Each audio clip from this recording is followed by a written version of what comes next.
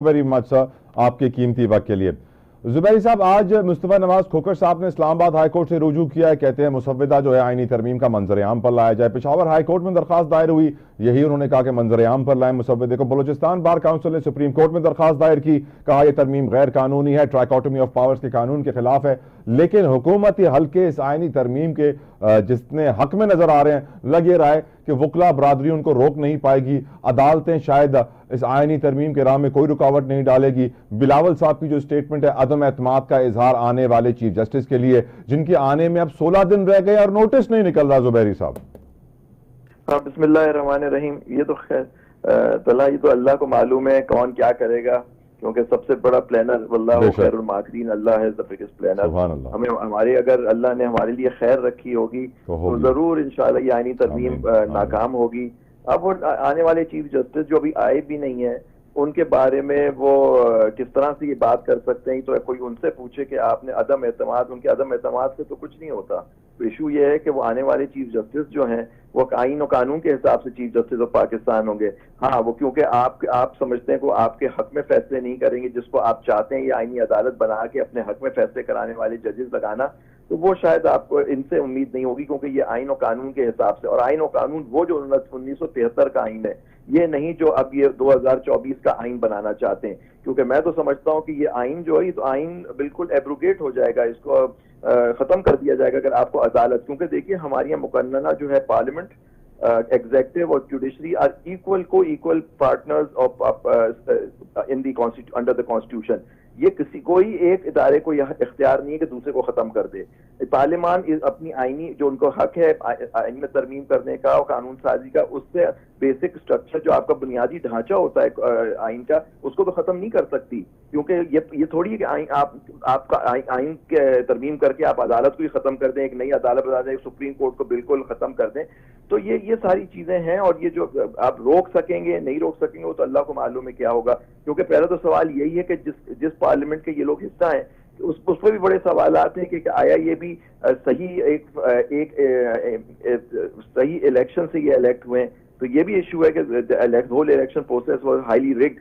तो और पूरी दूसरी बात जो सबसे खास है कि ये बात देखने की है कि अभी तो ये पार्लियामान मुकम्मल ही नहीं है, सेनेट मुकम्मल नहीं है, तो किस तरह से आईनी तरमीम ये पेश करने लगे हैं।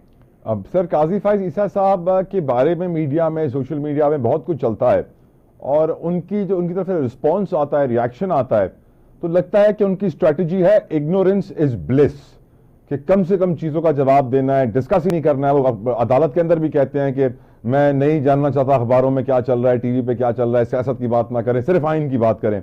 और क्या आपको लगता है कि मंसूर अली शाह साहब would also have the same kind of strategy? क्या वो भी काजी साहब की तरह बोलेंगे कि छोड़ें, एक कान से निकालें, एक कान से डालें, दूसरे से निकालें, और कोई रिएक्शन ना दे, कोई रिस्पॉन्स ना दे?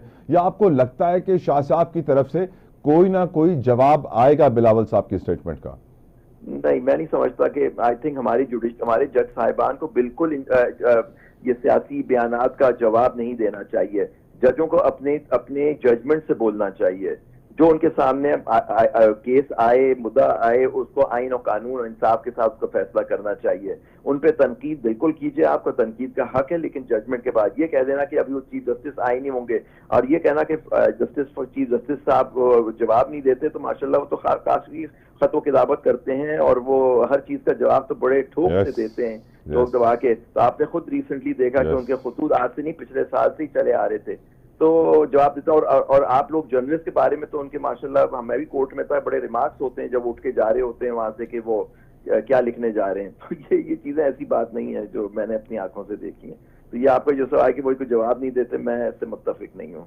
ठीक। और उनको सर इस बात का भी कंसर्न नहीं होगा कि 16 दिन रह गए, नोटिफिकेशन क्यों नहीं आ रहा?